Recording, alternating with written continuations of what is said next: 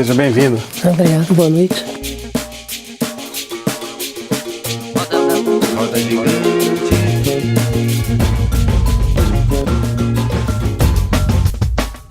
A gente quer ter voz ativa no nosso destino mandar.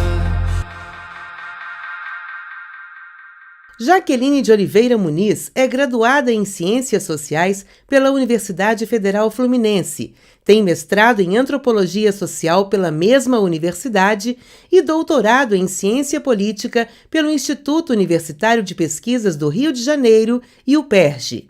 Professora do Departamento de Segurança Pública da Faculdade de Direito da Universidade Federal Fluminense, ela integra o Grupo de Estudos Estratégicos da UFRJ e é sócia fundadora da Rede de Policiais e Sociedade Civil da América Latina. Exerceu as funções de diretora do Departamento de Pesquisa, Análise da Informação e Desenvolvimento de Pessoal em Segurança Pública no Ministério da Justiça. Foi coordenadora setorial de Segurança Pública, Justiça e Direitos Humanos e diretora da Secretaria de Segurança Pública do Governo do Estado do Rio de Janeiro. Jaqueline Muniz contribuiu também na elaboração do Plano de Segurança Pública do Governo de Pernambuco e nos trabalhos técnicos da CPI das Milícias, na Assembleia Legislativa do Rio de Janeiro. Pesquisadora e autora de vários artigos, ensaios e capítulos de livros que tratam da segurança pública, tem sido uma interlocutora sempre presente nos debates sobre o tema no Brasil. Intervenção federal no Rio de Janeiro, militares nas ruas, mobilização de entidades em defesa dos direitos humanos, substituição da pauta reformista pela bandeira da segurança pública. Para ajudar a entender essa situação e seus desdobramentos, vamos dar voz ativa a Jaqueline Muniz.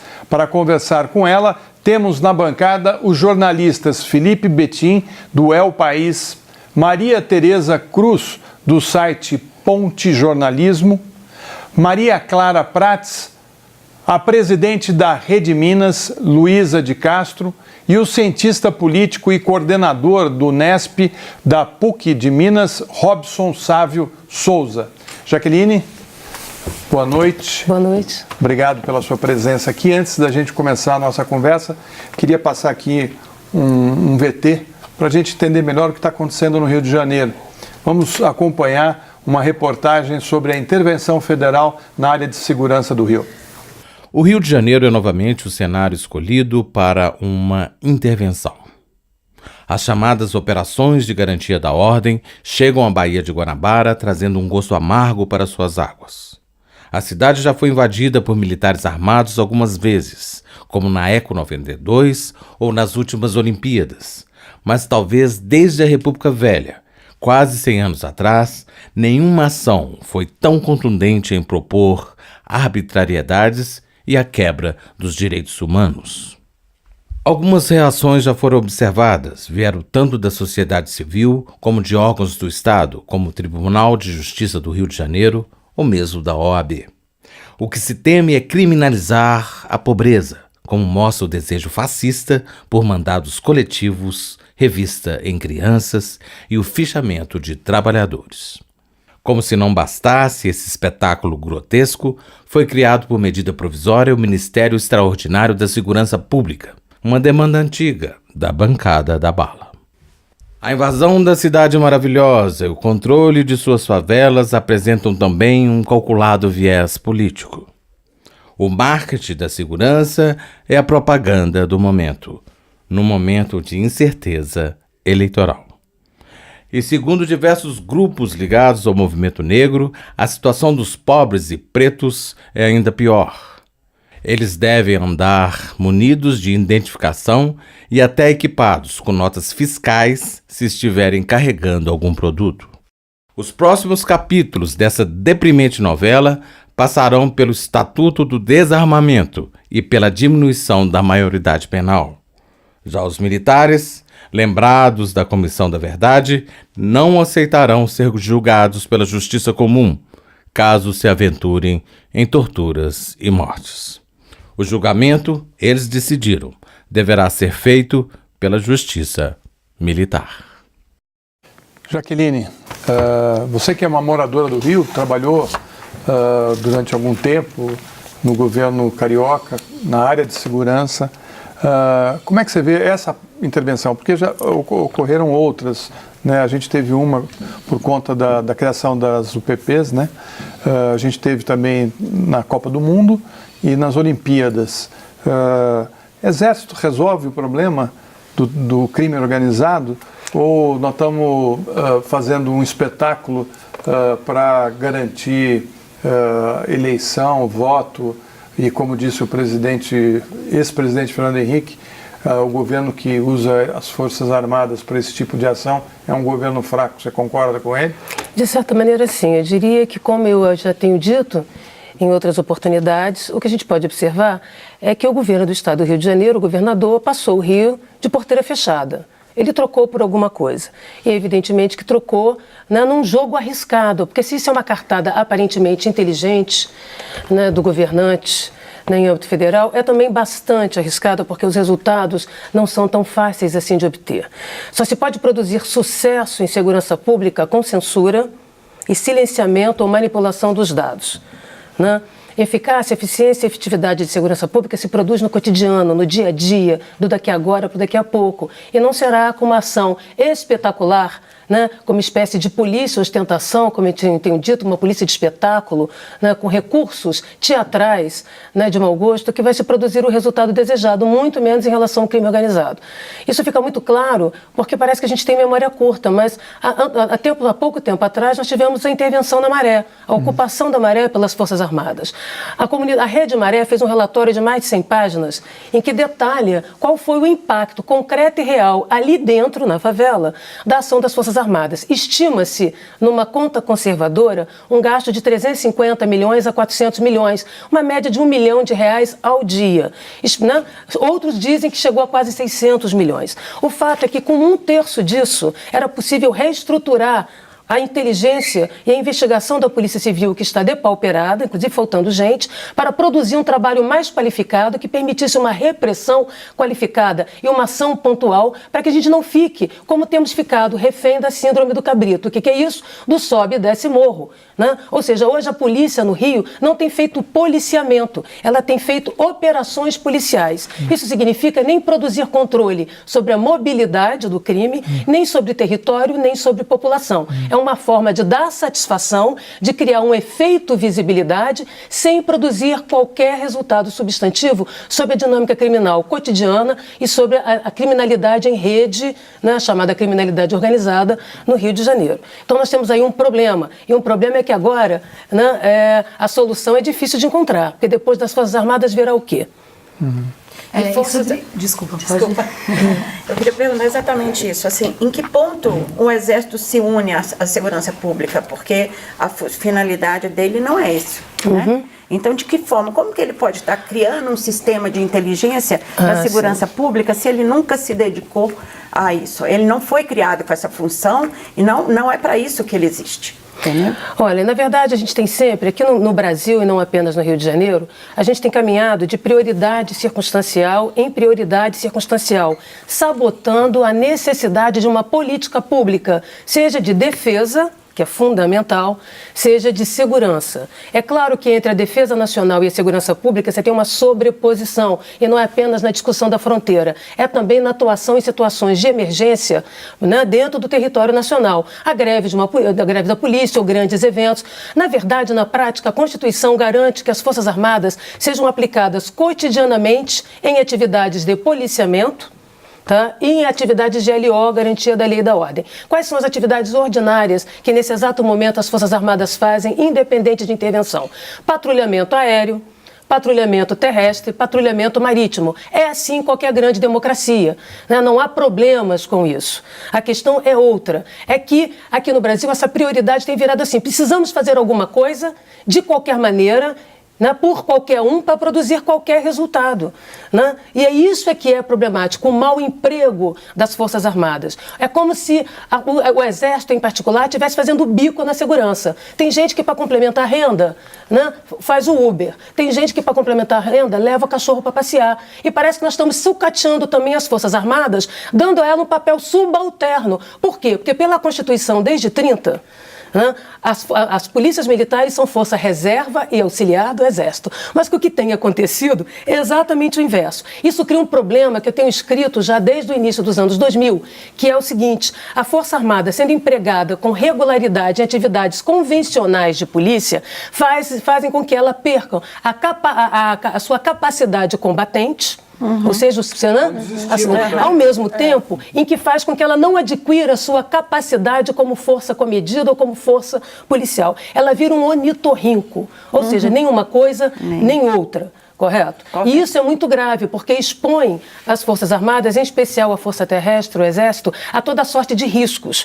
Primeiro, porque a Força Armada são modos de espera para ação, formas de prontidão. Polícia são formas de ação em tempo real. Pronto emprego. Aconteceu um crime, eu não posso esperar 10 horas, 15 horas para as pessoas irem para a rua. É no aqui e agora do seu medo, é aqui e agora da sua insegurança que a polícia atua. Polícia antes, durante e depois. Outro problema sério em relação ao emprego das Forças Armadas é que a inteligência que as Forças Armadas produz, ela não é aplicada ao varejo da criminalidade, e muito menos à criminalidade organizada, correto? Então a ideia de que tem uma inteligência soberana por trás, que a chegada das Forças Armadas vai mudar em qualidade e em quantidade a ação de segurança no Rio de Janeiro é um ilusionismo que combina mais com David Copperfield do que com a realidade. Eles estão mal aparelhados para esse tipo de combate, né? Porque tanque de guerra, metralhadora, né? Você mesmo falou... Sim, eu tenho falado e insisto o seguinte: um soldado do Exército, tudo que ele carrega no corpo é muito mais que 50 quilos, fora o seu fuzil.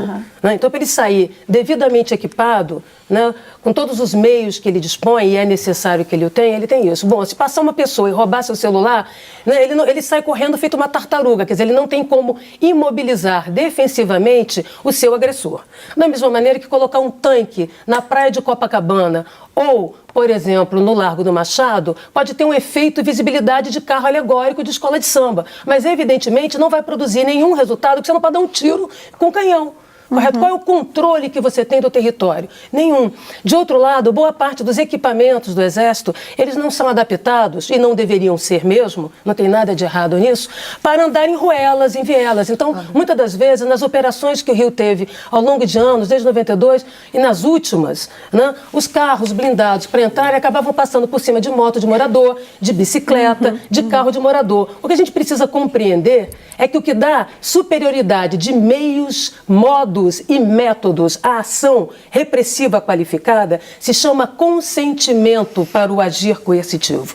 Consentir, sentir junto, quer dizer a colaboração da sociedade, do morador, daquele ali da esquina que melhor entende os problemas da insegurança que ele experimenta. Se você não tem o apoio da população ali na esquina, correto? Você se torna estrangeiro em seu próprio território. Aumenta o nível de resistência, não apenas armada, de grupos ou bandas armadas, mas a resistência passiva da sociedade, que vai dizer para você: não vi, não ouvi falar, não sei, e tem raiva de quem sabe. Ou seja, você fica ali perdido naquele território em desvantagem tática. E isso as Forças Armadas sabem, porque para elas poderem ter superioridade, pela doutrina de guerra, elas precisam ter forças morais, não é isso que se diz? E mais que isso, agir com a psicologia de massas. Então, só aí já temos dois problemas que as Forças Armadas enfrentarão. Incomoda o Exército também, já está incomodando, né? Apesar da intervenção ter curto prazo, de certa forma, parte do Exército está incomodado com essa situação, né? Eu diria que não é um consenso se nós lembrarmos que alguns meses atrás o próprio comandante-geral do Exército chamou a atenção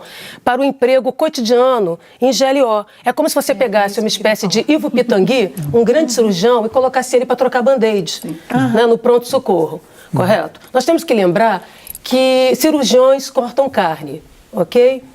Açougueiros também. Um e outro tem precisão no seu corte, com finalidades distintas. Certamente eu não quero que um cirurgião corte a minha picanha, porque vai tornar a picanha dura. Da mesma maneira que eu não espero que um açougueiro faça uma cirurgia em mim quando eu bem precisar.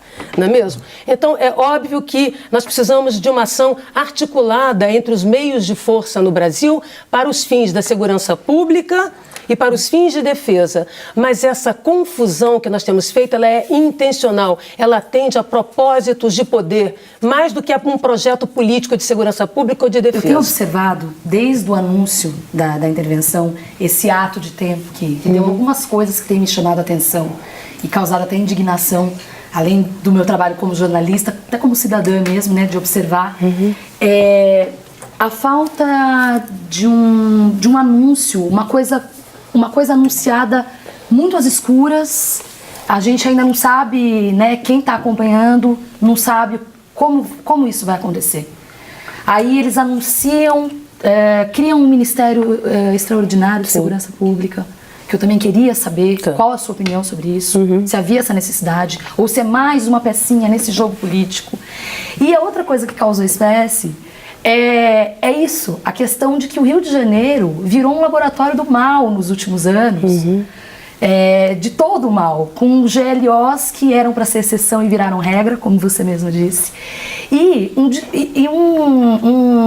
não digo desconhecimento, mas um distanciamento de quem é da Zona Sul por quem é do morro, por quem está lá no morro convivendo, né? Porque quem não achou que a intervenção era uma coisa inédita, né? Tudo bem, a intervenção tal e qual, colocando generais no executivo, talvez. Mas a gente vive a GLO desde 92, como foi muito bem citado. Então eu queria equacionar isso, quer dizer, a segurança pública poderia ser resolvida, essa tal crise, né, que todo mundo fala, de uma maneira civil, porque a intervenção federal não precisava ser necessariamente militar, certo? Se ela não for resolvida de uma maneira civil, ela não será resolvida. Essa é a história de 300 anos, né, que permitiu a criação das polícias, porque antes das polícias existirem, existiam as forças armadas ou os exércitos nas ruas, não é mesmo? E isso não produziu o resultado desejado. Nós temos que lembrar que se a gente quer brincar de caça-ratos, né, ou caçar criminosos ou contra-criminosos, não será colocando elefantes, porque evidentemente que os ratos vão passar pelas pernas dos elefantes ou dos leões. Né? Isso depois a gente pode detalhar. O Rio, sim, tem sido palco. Ele tem sido palco desse laboratório e há razões históricas e políticas para isso. Primeiro que as principais bases, o Rio é uma cidade fortaleza, não foi apenas uma cidade-estado há tempos atrás, é uma cidade-fortaleza. A maior parte das instalações das Forças Armadas, as principais, as de maior relevo, estão no Rio de Janeiro. Portanto, é fácil você mobilizar o Estado-Maior e os recursos ali. O segundo é que o Rio pensa o país, né? Se nós observarmos, desde a época de que o Rio era capital, tem uma ideia de que o que acontece no Rio serve de farol, retumba, né? Tem uma ressonância muito grande para dentro e para fora.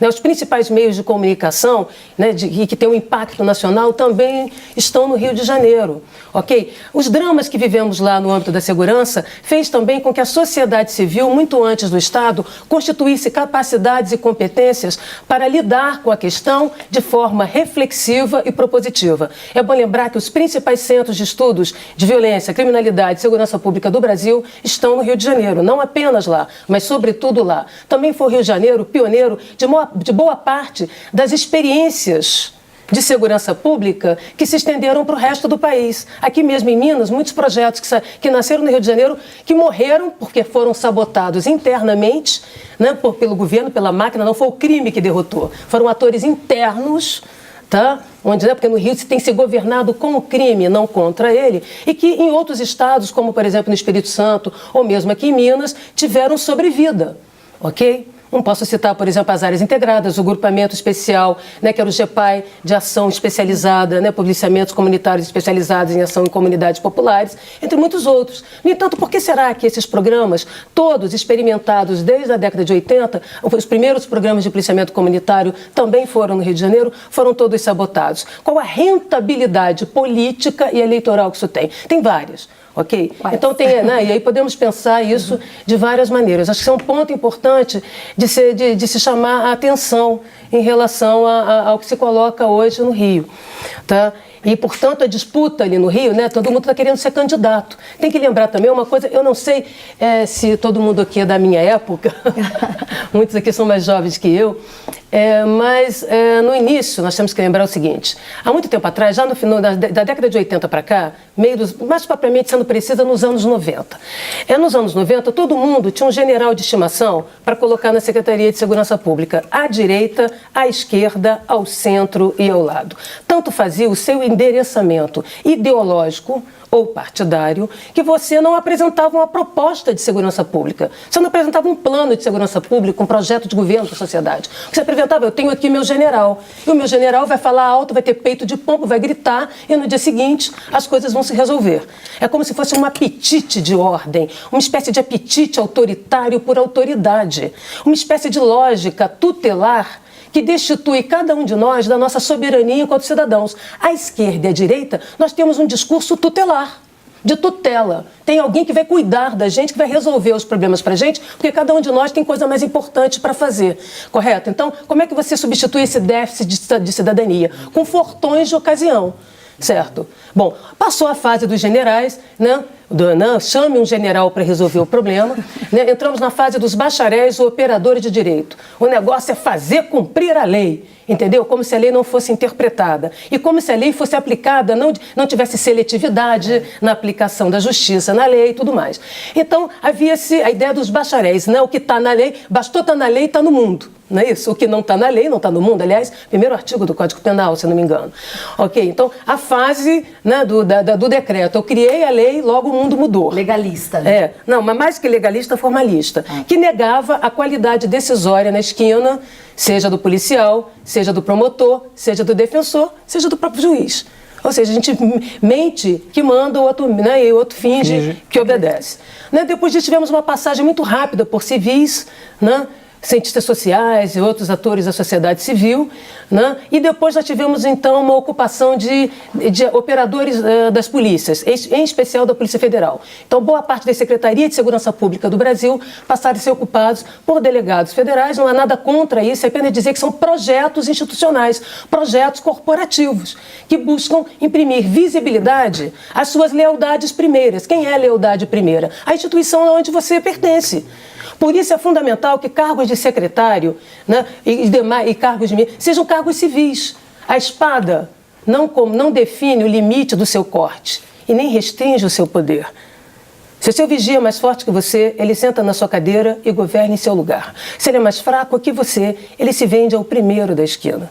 Isso quer dizer que para que a gente tenha exercício do poder e estabilidade, previsibilidade no exercício do poder ou governabilidade, nós precisamos de comando civil sob os meios de força combatentes, forças armadas, ou sob os meios de força comedidos, polícia. Essa é uma história de guerra. Essa foi uma história do mundo ocidental, de afirmação da democracia. Ok? Passamos, então, pelos juízes, pelos promotores, ocupando, pelos delegados, correto? E agora estamos voltando mais uma vez, curiosamente, a essa leitura restritiva de ordem, né, e impositiva de ordem, como se a ordem tivesse dada lá em cima e que basta cumprir, negando que a ordem é construída por todos nós. Então temos aí um problema, e esse problema é de mentalidade, porque quem chamou o exército para as ruas foram todos os governos legitimamente eleitos no Brasil, de Fernando Henrique para cá. Né? Então, se nós temos hoje a presença continuada das Forças Armadas se improvisando na atividade de policiamento, correto? Né? Com cheque em branco, porque ninguém aqui assina cheque em branco, ninguém aqui assinou uma procuração em aberto. Pois é, o mandato de policiamento no Brasil é assim, e tem sido assim, eu tenho chamado a atenção para isso desde a minha tese de doutorado nos anos 90. Então, quem é que chamou, pôs todo mundo na rua de novo, se improvisando, afastando de Brasília? Parece que ninguém quer as Forças Armadas em Brasília, mas todo mundo quer lá fazendo outra coisa, entendeu? Vai se ocupar dando o que fazer, dar serviço. Eles estão à toa, dão serviço aí. Não é assim. Correto? Eu quero saber cadê a política de defesa desse país, né, já que as Forças Armadas estão também sucateadas. Nem todos os brinquedos das Forças Armadas voam, se arrastam ou boiam, certo? Muitos deles precisam ser trocados. E que eu saiba, aqui no Brasil, na América Latina, parece que só a Venezuela andou atualizando a capacidade combatente de sua força, nem sei se conseguiu. Jaqueline, rapidinho lá, A Luísa? O Rio de Janeiro tenta desenhar uma política pública de segurança que seja preventiva, etc. e tal, abandona no meio do caminho, e aí acontece alguma coisa que causa, assim, de fato, essas operações policiais, essas operações, né, do Exército, que causam as intervenções dessa forma que foi colocada. E aí o que acontece? A senhora coloca como o governador entregou o Rio de Janeiro. Mas não foi o Rio de Janeiro inteiro. É basicamente territórios específicos que são rifados dependendo de qual é o momento, né, e que são entregues, porque esses territórios que têm de fato algum interesse. E aí eu acho importante, na hora que você me fala assim, não há policiamento sem consentimento. E é claro que não, né? O mandato policial, no final de contas, é quando nós todos abrimos mão do nosso poder de violência e entregamos para alguém, nesse caso a polícia. E aí a pergunta é, quais são as visões que as próprias populações que hoje que sofrem essa intervenção, qual é a visão que elas têm disso? E até quando a gente vai rifar a população de favela para fins eleitorais? Eu acho que essa é um questionamento importante. Eu diria que nós estamos rifando, condenando não apenas as juventudes, as juventudes, em especiais as que vivem nas comunidades populares e a população como um todo, mas também as polícias. Isso. Né? Ou seja, hoje, já faz bastante tempo que um policial no Rio de Janeiro, ele ganha a carteira dele de polícia, quando ele ingressa na polícia, mas também ganha o seu atestado de óbito. Ele vira uma espécie de zumbi de policiamento, ok? Só não se sabe o dia em que ele vai morrer, mas que é literal, porque essa guerra artificial fabricada, ela tem rendimento.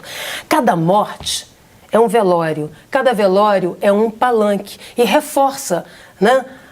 Porque maximiza o medo, explora o medo, fabrica uma crise artificial, porque diante do medo, e o medo é péssimo, conselheiro, cada um de nós aqui abre mão do seu direito, das suas garantias, em favor de alguém que resolva o nosso problema no imediato, porque medo não se adia, insegurança não se adia, correto? Então, fabricar a insegurança e maximizar o medo da população faz com que todos nós venhamos a abrir mão dos nossos direitos e conquistas em favor do fortão de ocasião, né? Que possa, o musculoso da academia do momento, que possa nos defender. Qual é o problema? É que o musculoso e o fortão de hoje será o nosso tirano de amanhã. Isso. Ok? Então tem um problema aí. Essa é a primeira questão. A segunda questão da que você estava chamando a atenção é das políticas no Rio de Janeiro, não é isso? Todas as outras atuações das Forças Armadas não significou a perda da governabilidade, da capacidade de governo.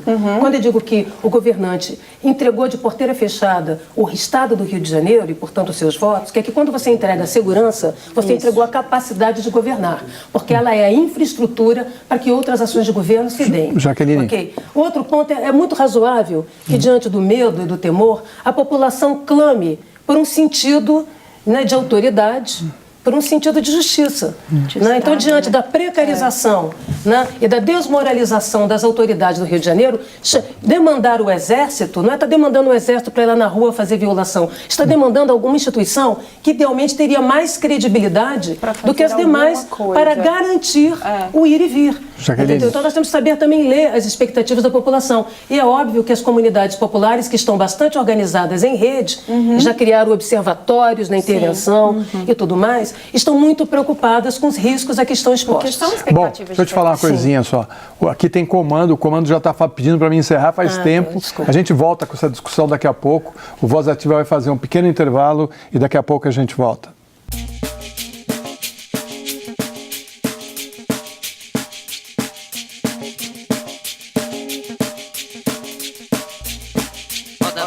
Roda gigante.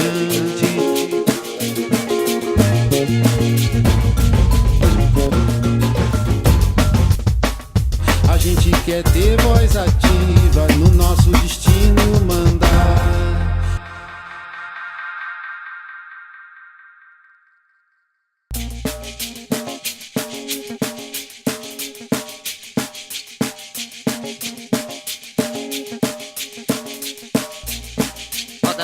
Roda gigante.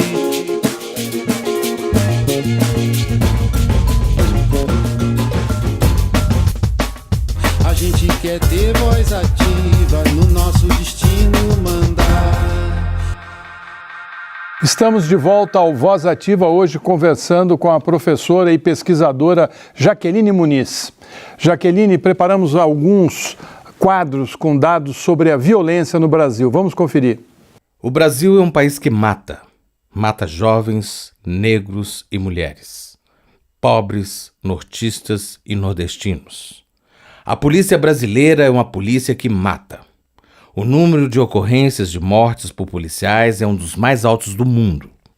Os dados registrados no Mapa da Violência, coletados pelo IPEA e Fórum Brasileiro de Segurança Pública, são chocantes. Segundo o Ministério da Saúde, em 2015 foram 59.080 homicídios, uma taxa de 28,9 mortes por 100 mil habitantes. Em apenas 3 semanas, o total de assassinatos no país supera a quantidade de pessoas que foram mortas em todos os ataques terroristas no mundo, nos 5 primeiros meses de 2017. Os estados com as maiores taxas de homicídios são, pela ordem, Sergipe, com 58,1 por 100 mil habitantes, Alagoas, com 52,3 e Ceará, que registrou índice de 46,7 assassinatos por 100 mil habitantes. A taxa do Rio de Janeiro é 30,6. Minas Gerais registra 21,7. São Paulo tem 12,2 homicídios por 100 mil habitantes. Em relação às cidades, Altamira, no Pará, encabeça a triste relação, com índice de 100,7, seguido da cidade baiana de Lauro de Freitas, com 97,7, e Nossa Senhora do Socorro, em Sergipe, que marca 96,4 homicídios por 100 mil habitantes. Das 30 cidades mais violentas, 22 estão situadas nas regiões Norte e Nordeste. O município do Rio de Janeiro tem uma taxa de 28,8 assassinatos por 100 mil habitantes, próximo da média nacional. Chama atenção o perfil das vítimas de assassinatos no país. Entre 2005 e 2015, 318 mil jovens foram assassinados, o que significa que de todos os homicídios ocorridos no Brasil, 54,1% das vítimas tinham entre 15 e 29 anos. O assassinato de negros aumentou 18,2% no mesmo período, enquanto a taxa de assassinatos de não negros reduziu 12,2%. As armas de fogo são responsáveis por quase 72% dos assassinatos no Brasil. Quando o volume de armas cresce em 1%, o impacto na taxa de homicídios é o dobro. Com relação à morte por policiais, os números absolutos apontam para São Paulo, que registrou 848 mortes, seguido do Rio de Janeiro, com 645, Bahia, que registrou 299 mortes por confronto com policiais. Jaqueline, o que esses números revelam? O Rio de Janeiro, por exemplo, não é o estado com mais assassinatos, né, pelos números que foram apresentados. Essa ação tinha que começar mesmo pelo Rio ou você acha que tinha que começar pelo Nordeste? Bom, no Rio não se desenhou uma política e a presença das Forças Armadas seja como fazendo uma espécie de governo militar, porque tem uma diferença dessa atuação agora para as anteriores. Agora se trata de uma intervenção, portanto, né, o interventor tem capacidade de governo e em nome das razões de segurança ele pode intervir em outras pastas de governo, então não é trivial. Né? O Rio de Janeiro vive um momento crítico da insegurança, sim, a realidade tem razão e a população tem razão. Nós não podemos achar que ali na esquina, o medo que os cariocas e os fluminenses sentem ali na esquina, né, é um medo que sem sentido e sem propósito, ao contrário. Né, todos estão expostos às práticas violentas e às formas violentas de administração de conflitos. E de resto, o Brasil. Né? Os nossos números são dramáticos, são números trágicos, que eram para tirar o nosso sono, porque a impressão que dá é que nós estamos perdendo, né, a compaixão, a capacidade de sentir a dor do outro e produzir uma política, Né? De extermínio. Né? Uma política em que todos nós podemos estar beneficiados. Aqui se troca a política por aquelas ações pirotécnicas, teatrais, que produzem efeitos midiáticos, mas que no médio e no longo prazo mantêm as taxas altas, porque quem ganha com isso? Ganham os senhores da guerra. Aqueles que dão consultoria para o crime organizado são os mesmos que, de alguma maneira, dão consultoria para dentro dos atores do governo, né? Vendendo brinquedos da insegurança, que vão desde os armamentos até outros brinquedos caros. Nós temos que lembrar que tem gente que ganha com isso, correto? Né? O Rio de Janeiro, por exemplo, você tem as milícias. Né? Da onde você acha que vem o dinheiro de caçadores de campanha? Vem do crime. Né? Em boa medida. E por quê? Porque não é preciso declarar um dinheiro criminoso, ele já é ilegal mesmo. Né? Você conhece alguém que vai dizer, olha, estou aqui fazendo campanha com dinheiro ilegal. Olha, então, evidentemente que tem rendimentos de toda sorte. Ok? É claro que começar pelo Rio tem a ver com uma estratégia política deliberada. Não é mais uma política de segurança pública, uma política de defesa, e sim um projeto de poder. Eu gostaria de chamar a atenção que governos ilegítimos e impopulares por não terem como produzir coesão em torno de seu projeto de governo, né, de seu projeto de sociedade, substituem a coesão que não tem pela coercitividade deliberada. Manter as pessoas amedrontadas, fabricar o temor, multiplicar o terror, tem rendimentos, porque afinal a segurança pública faz perder ou ganhar a eleição. Né? E o que importa é mais produzir sucessos do que resultados permanentes. Eu diria que o Brasil vive uma situação dramática e nós temos assistido a uma espécie assim, de passividade dos governos eleitos na construção de um plano que valorize a vida. Né? Nos últimos 10 anos nós tivemos várias tentativas de formulação, e aliás planos escritos de redução das mortes no Brasil, correto? E eles não saíram do papel, correto? Eles foram adiados. Eu mesma participei de inúmeras reuniões em Brasília, creio que Sávio também, muitos outros que aqui estão, né? E aquilo não saía do papel, aquilo era secundário, era entendido como sanitário. De um lado, porque os atores de direita gostam de fazer bravatas moralistas, bradar lei e a ordem, mas eles não querem que os problemas na esquina sejam resolvidos. Né? Eles precisam que a tragédia da segurança siga, né? Para que eles continuem tendo votos, fabricando guerras para terem palanques. Palanques para os seus discursos. Do outro, a esquerda também, que foi, de certa forma, abandonou esse tema.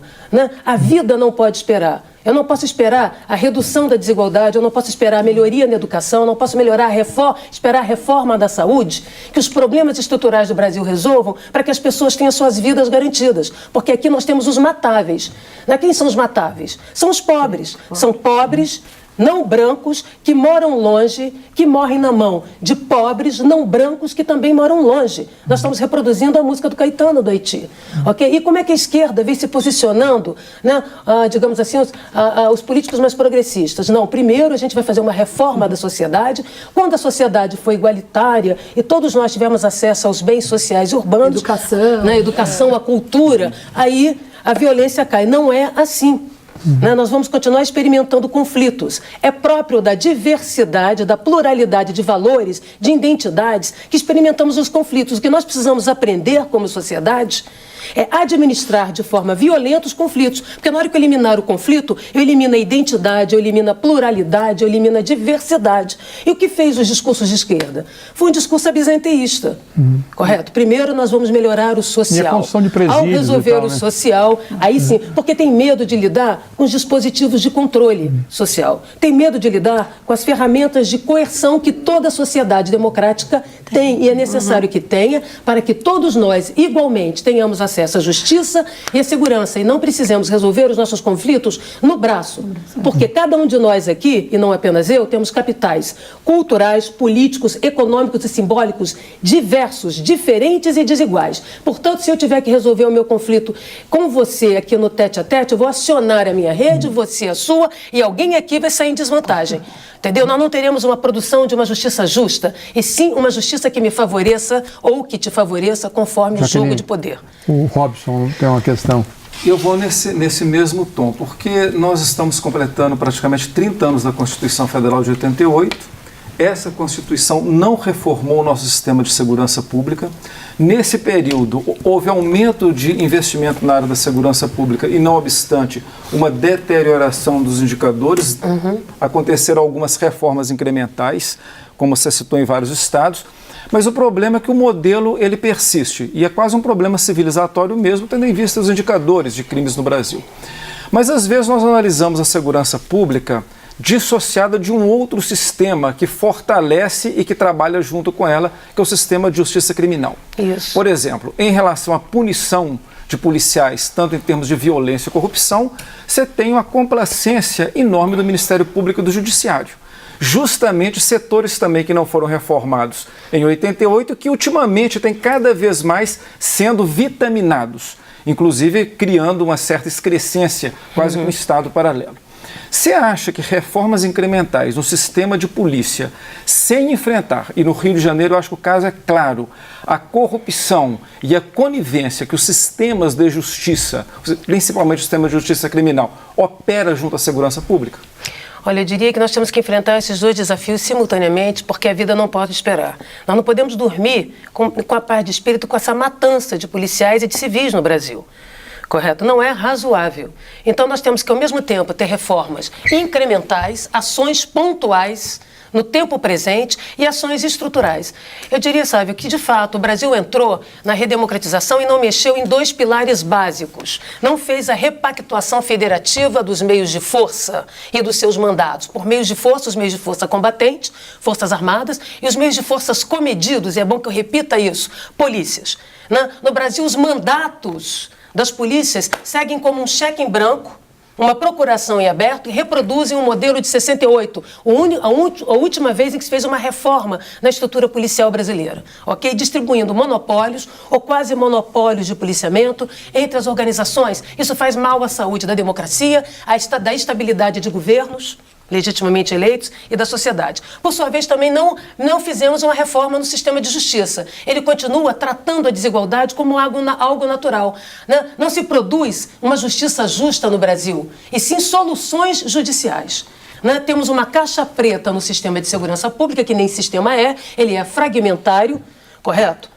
Né? Nós temos boas vontades entre os atores e não integração ou articulação. Por isso parece gargalhante falar de uma inteligência integrada. O que se tem são boas vontades, trocas no fio do bigode. Você faz isso aqui comigo, eu faço isso ali para você. Portanto, trocas de gentileza. E nesse não momento, temos esse sistema. O judiciário se afasta mais do problema, né? Porque ele cria uma casta, né? Na medida que ele tem benefícios que a maioria da população não tem, ele vai só se distanciando cada vez mais. De uma certa maneira, ele é um pilar fundamental. É uma reprodução de privilégios. Exatamente. E essa reprodução de privilégios reflete essa cidadania sob tutela que nós constituímos aqui. Ou seja, como se sempre o cidadão brasileiro precisasse de alguém, de uma babá. Essa babá ou é um jurista, ou é um advogado, ou é um policial. A gente está sempre alguém dando ordem unida em você. Né? Nós estamos sempre destituindo cada um de nós da nossa vontade, da nossa expressão. E muitas das vezes fazemos isso também nos programas de redução de violência.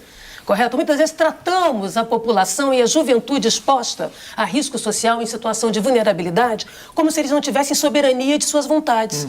Entendeu? Vira uma espécie de mico-leão dourado de programa social com camiseta.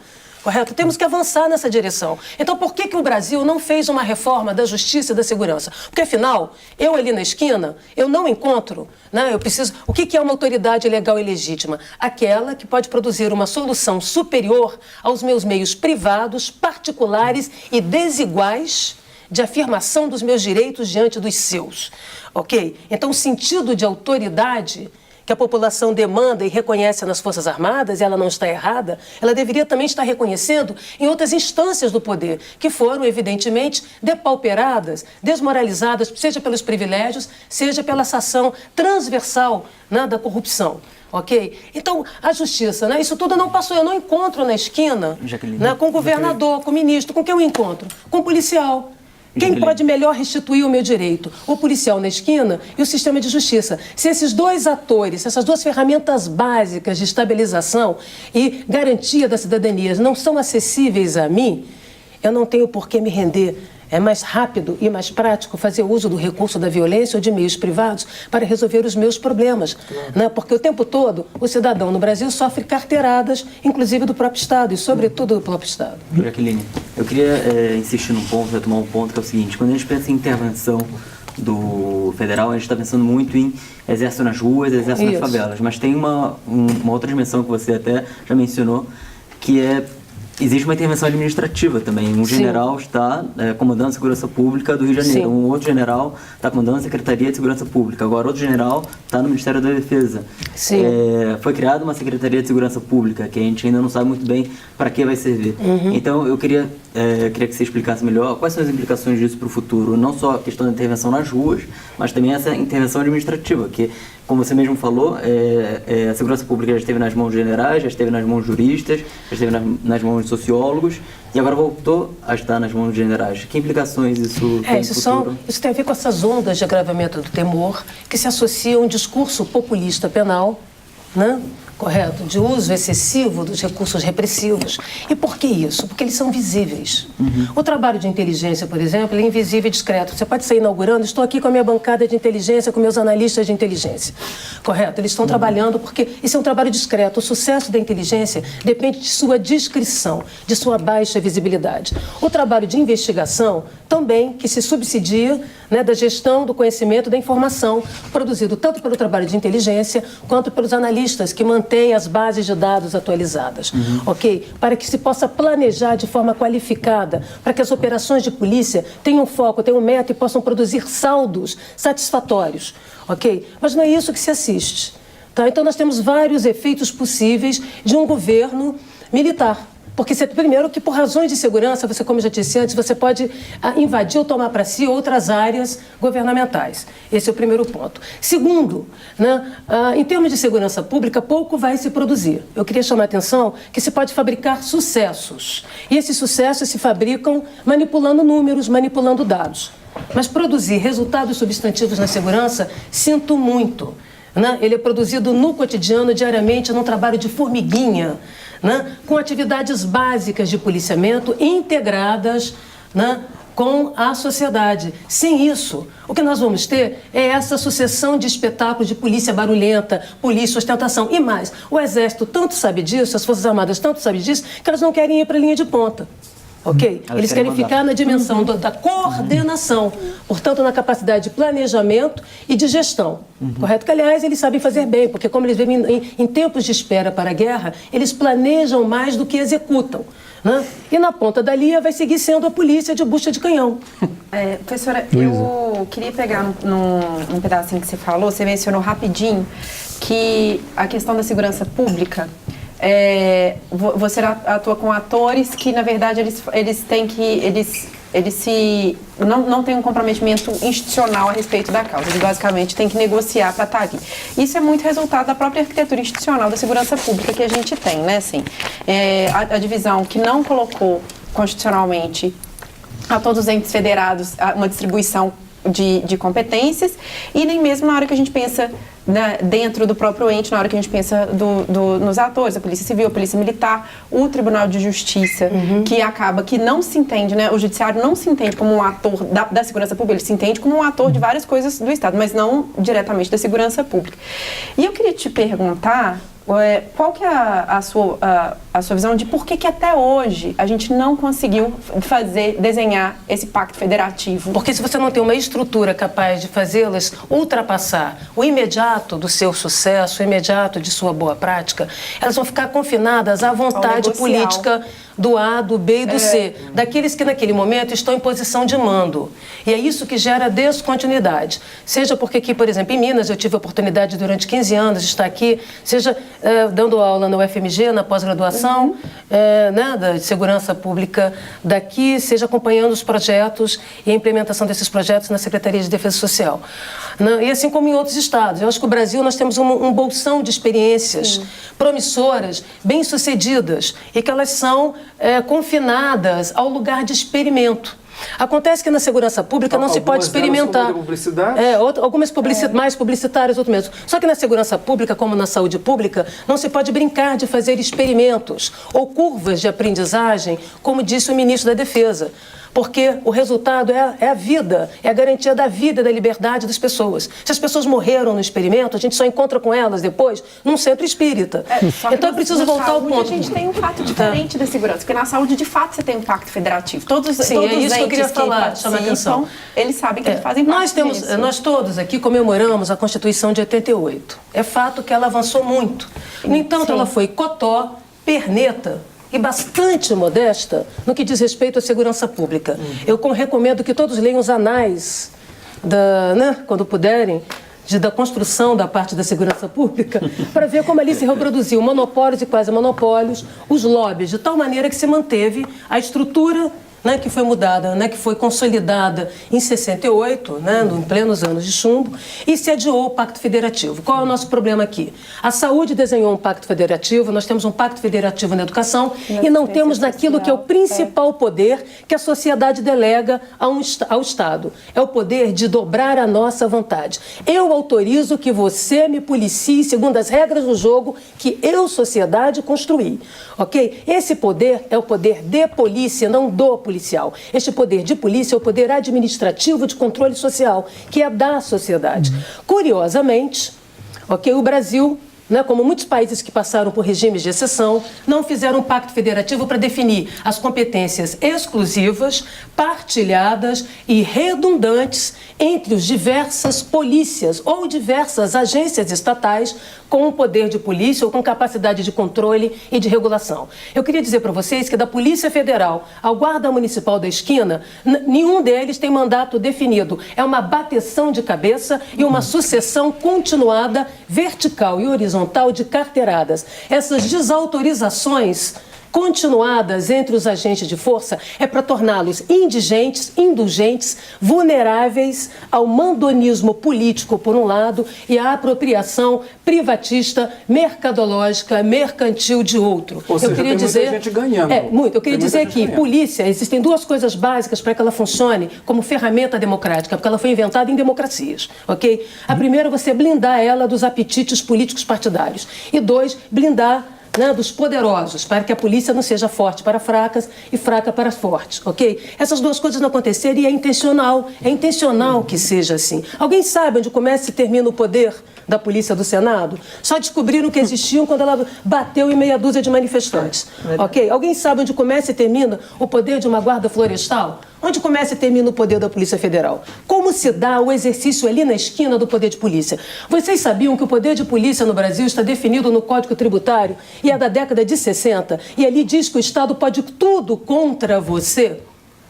E mais, que é neste momento, né, de agravamento fabricado do temor coletivo no Brasil, que se tem destruído aquilo que serve de garantia, de respaldo, para o avanço do poder coercitivo do Estado, que são os direitos civis e os direitos sociais. O que nós temos feito aqui? Temos destituído os direitos civis, que são conquistas recentes no Brasil, tornando todos nós vulneráveis. Isto é muito grave. Correto? Isso se expressa, por isso o medo, né, e o risco a que estão expostos as populações, né, nas comunidades populares no Rio de Janeiro. Vamos ter que fazer mais um intervalo. Desculpa. E o Voz Ativa volta já já.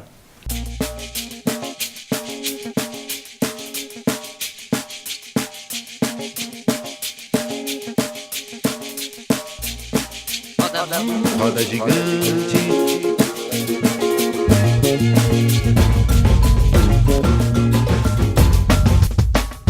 A gente quer ter voz ativa no nosso destino mandar.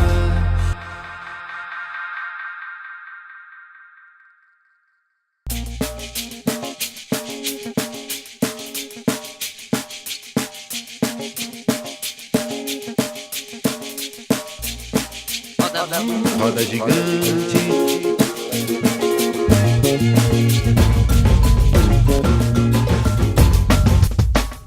A gente quer ter voz ativa no nosso destino mandar. Estamos de volta com o terceiro e último bloco de Voz Ativa com Jaqueline Muniz. Jaqueline, tem jeito de acabar com o crime organizado? Você acha que a legalização das drogas, como é defendido hoje por alguns especialistas e pesquisadores, seria um caminho? Sim, é de fato um caminho, sim. A questão das drogas tem que ser tratada como uma questão de educação e de saúde pública, e não como uma questão repressiva. Até aqueles que foram promotores e inventores da guerra contra o crime, né, que são os americanos, já atestaram para si mesmos, né, os governos americanos, que a política de drogas que eles implementaram e venderam para a América Latina, por exemplo, é um fracasso, seja dentro do território americano, seja aqui entre nós, por razões básicas, né, que todos nós já conhecemos. Então, é preciso que a gente enfrente isso sem moralismos, correto? Né? O que vai resolver o problema do consumo, do uso ou do abuso de drogas são redes de apoio, de proteção e de redução de danos. Né? Eu tenho que lembrar que a ação repressiva, por mais qualificada que ela seja, ela altera oportunidades com que os sujeitos possam ter acesso à droga, mas não altera a vontade do seu consumo ou do seu uso, de forma abusiva, recreativa ou não. Portanto, polícia, em lugar nenhum do mundo, altera a consciência ou vontade ou a escolha de nenhum cidadão. Ela altera a oportunidade de você exercer a sua escolha. Portanto, quem pode mudar a consciência dos sujeitos em relação às suas práticas e hábitos são suas redes sociais. Né? É a convivencialidade. Nada tendo que ver, portanto, com a ação repressiva. É importante que a gente enfrente isso, porque hoje, primeiro que as polícias não combatem o tráfico de drogas. Elas ficam ali no varejo, entendeu? Também sendo buchas de canhão, também sendo marionetes e ventrílocas de um discurso que não é o delas, porque elas sabem que vão morrer na praia, vão produzir mais do mesmo, né? E com risco de suas próprias vidas. Como eu disse, só tem servido para matar policiais e matar cidadãos. E isso gera velórios, como eu disse antes, velórios esses que servem de palanque eleitorais para aqueles que querem vender, né, que é possível extirpar o pecado da humanidade ou encontrar o Santo Graal. Portanto, a gente tem que ter clareza de que é preciso enfrentar isso com seriedade, correto? Se nós queremos cuidar de alguém que é dependente químico, será através da saúde pública, da educação, das redes de apoio religiosas, o que quer que seja, portanto, dos mecanismos societais, e não de alguém gritando grosso e impedindo você de fazer. Tá certo, Felipe. Jaqueline, o último grande plano no Rio, na segurança pública, foi o das unidades de polícia pacificadoras, as UPPs. No ano passado, segundo os dados da Secretaria de Segurança, a taxa de homicídios voltou ao patamar de 40 mortes por 100 mil habitantes, mais ou menos. Sim. Mas na época das UPPs, no auge das UPPs, em 2012, chegou a 28 mortes por 100 mil habitantes. Eu queria saber o que foram as UPPs, o que é que deu certo e por que fracassou. E emendando essa questão da legalização das drogas, a curto prazo me parece que seja viável. Então, o que é que pode ser feito a curto prazo para melhorar a questão da segurança pública? Tendo visto que, enfim, legalização no horizonte não está... A primeira coisa é que nós temos duas manias que tem a ver com uma espécie assim, não sei se é de baixa estima latina, ou se é de uma lógica, também de uma megalomaníaca latina. A gente sempre acha que o que acontece no quintal do vizinho é mais bonito, mais verde do que o nosso. Então, a gente vai sempre importar muitas experiências acreditando que elas podem ser trazidas como um pacote, como um terno de defunto. Né? E por que terno de defunto? Porque o defunto está morto, ele não vai reclamar do terno que veste. Né? Teve um período que todo mundo ia para Miami para procurar saber o que acontecia em Miami ou Nova York. Né? Então, pareciam sacoleiros da segurança pública. Horas vão também, né, para a Colômbia. Né? Por quê? Porque de novo, a ideia de encurtar processos. Segurança pública não é o resultado em si que importa.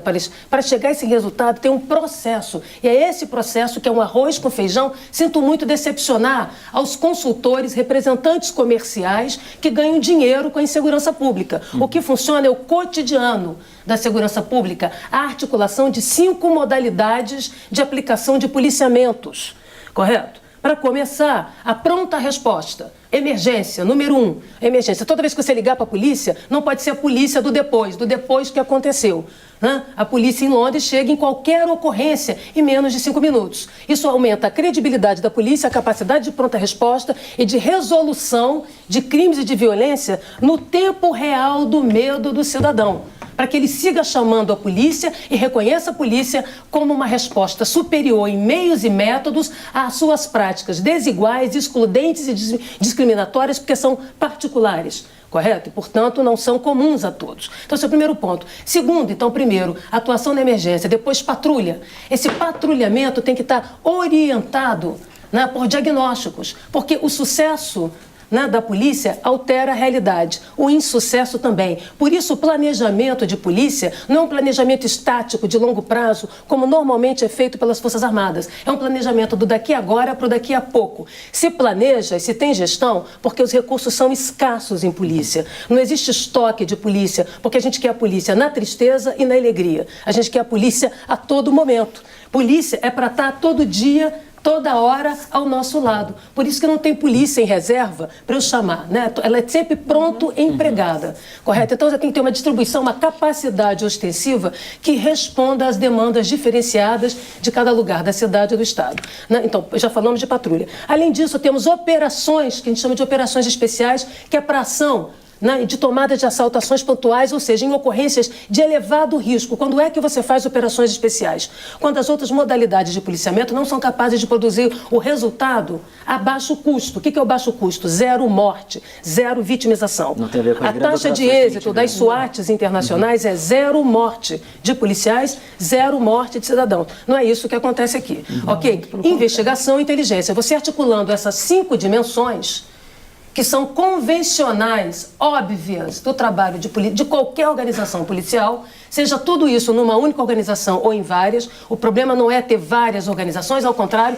faz bem à saúde da segurança pública um modelo pluralista. Não se pode ter monopólio policial, porque ele sabota qualquer possibilidade de governo eleito. Dá deveres e limites. Tá certo? É por isso que em sociedades democráticas federativas, países federativos, você tem uma pluralidade. Os Estados Unidos tem mais de 30 mil polícias e não gera problema, né? Como a gente acredita aqui. Então tem que articular isso de uma maneira consistente, né? Isso significa profissionalizar as polícias, deixar de usar o policial como moeda de troca, correto? Então não precisa reinventar a roda. Nós temos aqui um patrimônio de experiências bem-sucedidas que foram sabotadas por dentro, seja porque a caneta acabou a tinta orçamentária, seja porque o desmando tinha rendimento, né, para esses senhores da guerra. Foram as UPPs. Okay. As UPPs, fechando, as UPPs, elas não são remédio para todos os problemas. Essa é para começar. O que era a UPP? O UPP era uma forma de ocupação pontual, né, era uma unidade destacada militar de ocupação, correto? Provisória, cujo seu sucesso era o seu fim. Ela teria que se transformar numa unidade convencional de policiamento. Para tanto, ela tinha que reverter, né, a um nível de resistência social à presença, expectativa de presença ou forma de ação policial, porque afinal as comunidades populares do Rio de Janeiro experimentaram, né, uma relação infeliz com a polícia nas últimas décadas. Então se tratava de resgatar a legitimidade, a confiança para que se possa policiar, para que a polícia seja polícia e não um bando armado a mais a disputar territorialidades. Okay? Isso não é trivial, isso não é feito de um dia para o outro, né? A criação das UPPs, elas consumiram quase 30% dos recursos da Polícia Militar, para começar. Nós tivemos um aumento de quase 8 mil policiais, né? Crescimento de efetivo, foi o maior crescimento de efetivo no país. A Polícia Militar saiu de 38, 39 mil policiais para quase 45 mil, correto? Enquanto todas as outras polícias do mundo reduziram seus efetivos e economizaram na atividade meio para maximizar a atividade fim, nós aqui ampliamos o efetivo e produzimos o milagre de ampliar a quantidade de policiais e fazer desaparecer o policiamento nas ruas. E por quê? Porque como foi se criando UPPs, quer dizer, foi se aparelhando o projeto para fins políticos eleitoreiros, todo mundo virou pai da UPP, mãe da UPP, né? As pessoas propunham em campanha presidenciais, à direita ou à esquerda, o PP para o mundo. Isso desvirtuou o planejamento das UPPs. Não poderiam ter as 38 que tem, porque você não tem como crescer a polícia indefinidamente. Esse é o primeiro ponto. Segundo, jamais foi uma política de segurança. E é essa confusão que nós temos feito e que presta um desserviço a todos nós. Nada mais era do que um programa especializado de policiamento. Para que ele seguisse tendo resultados, era preciso que acima dele tivesse um guarda-chuva chamada política de segurança. Aqui a gente confunde política de policiamento, programa de policiamento, com políticas públicas de segurança. Tudo que a polícia produz, seja o que é repressiva, preventiva, dissuasoriamente, é provisório no tempo e no espaço, ok? O que faz com que o resultado de polícia se estenda no tempo são investimentos em infraestrutura social e urbana que vem dentro desse guarda-chuva chamado política de segurança. E que não foi feito nas UPPs.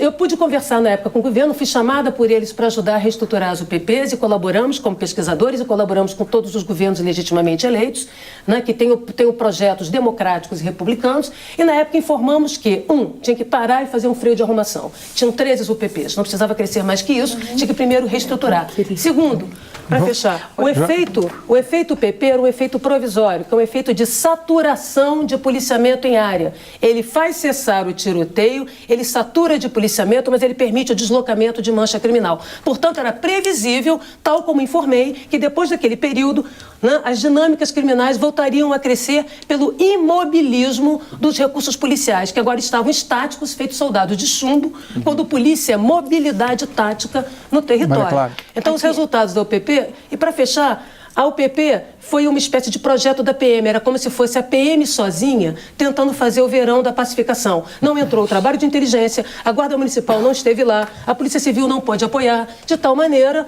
que sem um trabalho de inteligência e investigação, todo dia o policial tinha que fazer tudo de novo e mais uma vez. Hoje eles estão reféns, né, desse próprio projeto, que foi desmantelado politicamente porque ele dava prejuízo ao crime, dava prejuízo às carreiras políticas criminosas no Rio de Janeiro, né, e ele era um farol de transformação e de cidadania para o policial, de resgate da dignidade policial e de resgate da dignidade da população. E é por isso que ele deu errado, porque ele podia dar certo. Jaqueline, você falou, você mesmo disse que o Rio é um local de experimento, e o que a gente vê realmente é isso. Pelo menos nas últimas 4, 5 décadas, tudo foi experimentado no Rio. Foi experimentado de acordo com a contravenção, foi experimentado as UPPs, foi experimentada a força-tarefa criada pelo governo Fernando Henrique Cardoso, e a gente vai aí com inúmeras experiências. Como, então, fazer com que o Rio deixe de ser esse local, pôr um freio de arrumação? O que pode ser feito hoje, mesmo independente dessa intervenção nesse momento, né? O que pode ser feito para a gente colocar um freio nisso? Que o Rio não seja experimento, entendeu? E que a gente continue assistindo pobres e pretos sendo assassinados e policiais também, que são pobres e pretos. Eu diria que esse espaço de experimentação, de transformar a segurança pública num laboratório, é uma irresponsabilidade republicana e que se faz presente em todo o Brasil. A diferença no Rio de Janeiro é o grau de visibilidade com que essa experimentação, essa brincadeira de mau gosto, chega ao conhecimento de toda a sociedade. Não foi diferente aqui em Minas. Eu acompanhei de perto o desmonte de boa parte dos projetos que foram desenvolvidos nos últimos anos. O mesmo aconteceu em Pernambuco e tem acontecido sempre que se tem mudança de governo, porque a lógica aqui é não colocar azeitona na empada alheia. Ok? Como você não pode colocar azeitona na empada alheia, todo mundo tem que reinaugurar o que já está inaugurado. Né? E esta lógica predatória, que é um modo de governar, né?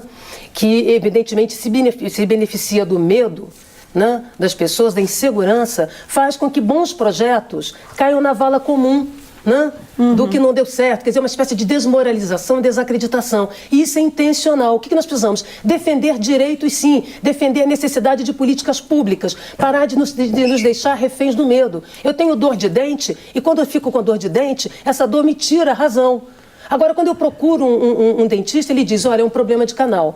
Vai doer mais um pouco, vai doer um pouquinho mais, mas tem uma solução. O caminho é esse, pavimentando gradualmente, com apoio da sociedade civil, com transparência e controle social. Né? Como eu disse em outros momentos, olha, é fato que temos uma intervenção. Agora, do limão à limonada, temos que construir com mecanismos de controle. Nós temos que saber qual é a auditoria que está sendo feita, qual é o plano. A questão do correto. controle. O que se pretende fazer, porque está claro que tem um improviso. Não é que os militares foram pegos de surpresa. Tá certo? Eles estão fazendo ensaio técnico para o sambódromo da insegurança desde as últimas intervenções. O que está em jogo é que ninguém sabe o que fazer, porque também não tem dinheiro. Tá certo? O governo federal vendeu uma proposta que ele não tem como sustentar até o final do ano. Não tem recursos para isso. E as próprias Forças Armadas, cautelosas que são, exigiram duas coisas. A primeira, que sua ação fosse julgada como crime militar. Porque eles querem ter poder de governo, mas eles não querem ser responsabilizados pelo poder de polícia. Mas isso é uma licença é mais pra ou matar? menos como, eu te dou poder, eu quero poder, mas não quero ser responsabilizado pelo exercício do poder que você me deu. Ok? É o cheque em branco. É o cheque em branco. É o mandato em aberto. Ponto 1. Então, primeiro, quero ser julgado entre os meus. Eu estou aqui mandando em tudo, ou pelo menos dizendo que vou mandar, mas eu quero o sucesso, mas eu não quero o fracasso, né? Eu não quero pagar a conta do fracasso. ok? Dos riscos a que eu estou exposto. O segundo é que, não tendo capacidade de agir, de tomada de decisão individual, que a gente tem que lembrar o seguinte: a lógica das Forças Armadas, e é para ser assim, quanto mais você sobe na hierarquia, mais aumenta o poder decisório e a capacidade de comando, porque a tomada de decisão não é uma tomada individual, né? Porque senão você perde a guerra. A tomada é um grupo, quem manda é o comandante. Na polícia é o inverso. Quanto mais você desce na hierarquia, mais aumenta o poder decisório, porque a decisão é individual. Porque o policial está ali para poder tirar a medida correta do conflito e buscar a solução mais adequada, mais singular para aquele problema. Então, o que acontece? Por que as Forças Armadas querem mandatos coletivos? Porque eles estão em desvantagens táticas no território, porque não tem a logística adequada, as táticas adequadas, a estratégia adequada e o fim político é duvidoso. Ok? A sua visão com relação aos mandatos coletivos? Isso. Então é óbvio que eles iriam pedir essas duas coisas como salvos-condutos, como cautelas para a sua ação. Olha, você está brincando de pôr as Forças Armadas na rua? Então, queridos, agora vocês têm que dar a contrapartida. É previsível isso. Em relação, duas perguntas rápidas. Em relação a essa relação entre os governos civis e as polícias.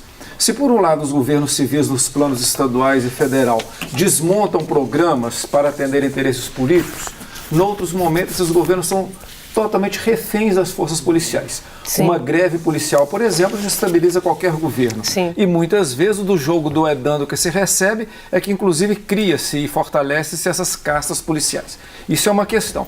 A outra questão tem a ver com a situação lá no Rio de Janeiro. Quer dizer, o general fala que está fazendo uma experiência quando você tem um governo central altamente ilegítimo e fraco e um governo estadual que não tem nenhuma legitimidade. Que laboratório de experiência é essa a partir dessa fala desse comandante agora das Forças Armadas? Então, está todo mundo ganhando tempo, está todo mundo vendo qual é. Sabe você sabe aquela seleção brasileira que ninguém chuta gol? Porque dancinha de siri, todo mundo chutando para o lado? É mais ou menos isso, está todo mundo estudando. E isso é muito grave, demonstra essa dimensão de improviso. Tem que fazer alguma coisa, qualquer coisa, de qualquer maneira, por qualquer um. Esse é o primeiro ponto. Segundo, a contrapartida. O outro lado da moeda de um mandato em aberto é essa autonomização predatória dos meios de força. Quando a espada decide por ela mesma, ela não tem por que encolher a sua capacidade de corte e de ferir, ok? Então isso é uma coisa muito básica, que são jogos de chantagem. Se de um lado você transforma a polícia em atores indulgentes e indigentes, de outro elas viram autarquias sem tutelas, substituindo e criando governos policiais. Essa é a história das democracias, de como você contém o poder da espada para que ele possa servir a sociedade, para que ele não caia nem em mãos ruins, tá certo, de um lado, né? E não vira a espada de Highlander de outro, saindo cortando cabeças à torta de direita, correto? Esse é um problema sério no Brasil. Nós não temos dispositivos de controle e de governabilidade dos meios de força. Por isso, nós temos assistido alguns meios de força se tornarem partidos, ou, na expressão que eu prefiro, né, autarquias sem tutela. Qual o problema disso? Que fica então tentando tapar o rabo do outro. Eu ouvi muitos de policiais dizendo o seguinte: primeiro você vai a mestre Rex, né, para abanar rabinho para você. Você manda ele matar para você, manda ele roubar para você. Depois ele descobre que pode ser seu sócio. E no final ele descobre que não precisa de você, que pode mandar sozinho. Essa é a história do Rex, quando o rabo decide o corpo. Quando a arma desenha a mão e quando a mão desenha o pensamento. Né? Esse é o primeiro ponto. E a situação ainda é mais crítica. Vocês me perguntaram e eu queria chamar a atenção sobre a questão da criação desse Ministério de Segurança Pública. Ora, com tão pouco tempo, né, ele praticamente não vai produzir. Primeiro, de um lado, ele parece uma dança de DAS. Ei, você aí, me dá um DAS aí. Me dá um DAS é um cargo público. Isso, DAS, um cargo comissionado. Ok? E tem muita gente que não pode ocupar lugar de prestígio, então vai ter que ir para outro lugar. Isso também acontece nas polícias estaduais. Quando você não vira comandante da polícia, tem que, né, o que você faz com essa pessoa? Você tem que arrumar outro lugar para ele. Vai para a casa militar. Você não faz nada lá, fica fazendo chefe, fica se fazendo cerimonial, mas você ganha um DAS. Ok? Aliás, eu não sei por que temos casas militares, porque eu acho que os estados não vão decretar guerras contra outros. Mas, de toda maneira, isso é um resíduo que depois a gente pergunta mais à frente. O fato é que esse Ministério da Segurança Pública, ele não seria uma má ideia se ele não tivesse surgido nesse contexto com as intenções que tem. A impressão que causa é que é mesmo para algemar a Polícia Federal. Correto? Na verdade, já foi, né, criando o Ministério, abre-se aquele álibi. Agora podemos mudar tudo na Polícia Federal, mudar o superintendente-geral. Esse negócio de lava-jato já lavou demais. O negócio de lava-jato é coisa de posto de gasolina. Acabou.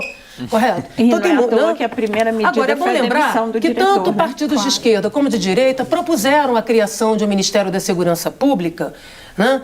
E que quando a gente cria um ministério é porque a gente quer, de alguma maneira, emprestar prioridade, foco. Mas para isso tem que ter uma política pública. Sem política, correto, nada mais é do que também um jogo de cenas. Correto? Que de um lado pode afetar deliberadamente a ação da Polícia Federal, correto? Né? E de outro criar essa aparência de que está se fazendo alguma coisa. Jaqueline, só um minuto. Eu queria passar para a Lu, que ela estava querendo fazer uma pergunta. O Ministério, ele faria sentido se a gente, de fato, mexesse no que é arquitetura institucional da segurança pública hoje, né? Então, assim, considerando que no desenho constitucional que a gente tem, fica grande parte da segurança pública relegada aos estados, aos entes federados e estados, se a gente não rever isso, esse Ministério... Ele me parece basicamente um rearranjo. Eu tiro coisas de lugar e que já existem e coloco num outro lugar. E aí eu acho que a farra dos DAS também, mas onde está virando uma Delegacia Federal de Segurança Pública, ok? Primeiro, não mexeu no fundo, não criou recursos.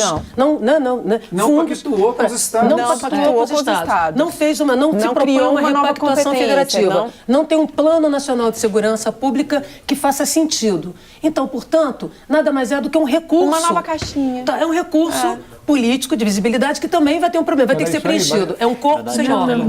Ok, para dar visibilidade. E tem um detalhe. O sistema prisional, o sistema o DPEM, então está vindo, se não me engano, está vindo para dentro do Ministério da Segurança Pública, o que aponta para a espetacularidade repressiva. Perceba que não há problema nenhum em reprimir. Ok? O ciclo virtuoso do trabalho de segurança pública envolve, sim, prevenção, dissuasão e repressão. Okay? Agora, uma repressão que seja qualificada, uma repressão que produza resultados para além do imediato, para além do espetáculo de mau gosto. E que vá para além do discurso punitivista. E que vai mais além que isso. Porque a gente está superlotando os presídios, e aí eu queria pegar a palavra que você disse na resposta dele, que é a chantagem dos acordos, que também a gente teve em 2006 o governador do estado de São Paulo negociando com o crime organizado, por causa da superlotação dos presídios. Porque acaba virando também, os presídios acabam também virando um local, como o próprio Jungmann falou agora, quando ele foi empossado, de home office do crime organizado, como se a gente já não soubesse disso. Gente, a economia criminosa, ela tem várias... Primeiro, é uma economia, ok? Informal, criminosa, nem toda economia informal é criminosa, e tem uma economia que, sendo ilegal, criminosa, também se beneficia, é sujeita às práticas informais, ok? Né? Os moradores das comunidades populares são pobres, mas a favela é rica porque ela é tributada 10 vezes. Ela paga o imposto formal e ela paga o imposto informal aos governos criminosos, autônomos. Ok? Gato, tá certo? A banda larga, o gato net, tudo isso, todos os serviços essenciais são terceirizados para o crime. Todo mundo ganha com isso. Quanto custa a banda larga na Rocinha, no Rio de Janeiro? Quanto custa, correto, a internet, né? Ou a TV a cabo? Né? Então não é só as drogas, né? Porque quando você está com a droga, você está governando e cobrando impostos sobre isso. É preciso dar prejuízo a essa economia criminosa e será com discrição. Tá certo? Não será com espetacularidade, com consórcios criminosos.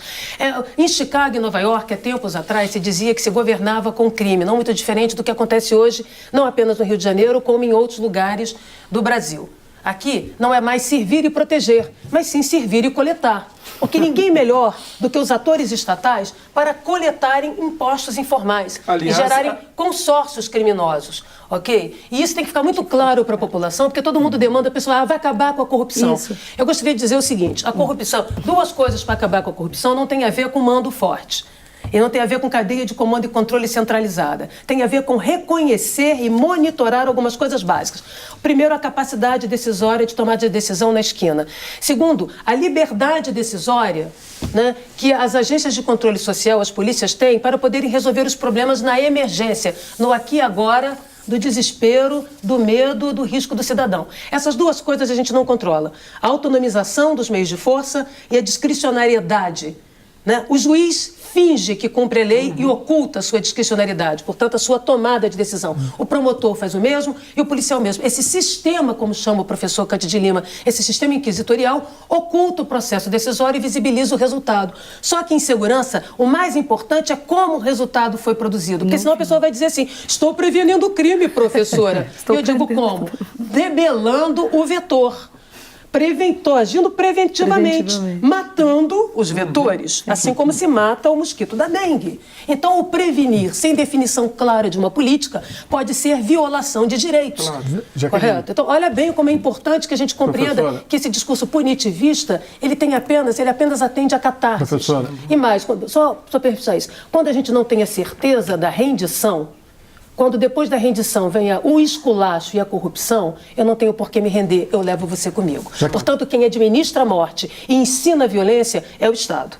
Até para ter uma repressão boa, qualificada, inteligente, a gente precisa mudar o método e a mentalidade. A gente tem que fazer outro programa porque tem muito assunto para falar. Certamente. Infelizmente, nosso tempo acabou. Eu queria agradecer a sua presença aqui. Nós chegamos ao fim do nosso programa de hoje. O Voz Ativa é uma produção da Rede Minas e Rádio Inconfidência em parceria com o El País Brasil. Agradeço a Jaqueline Muniz, aos nossos convidados da bancada e aos que nos acompanharam pela TV, rádio e internet. Voltamos na semana que vem com Voz Ativa, um programa republicano e democrático.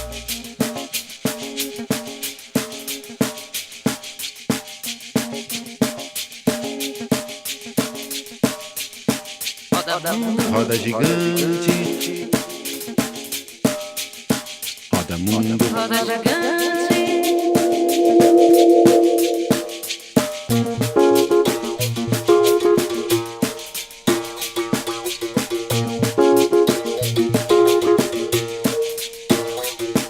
Roda gigante.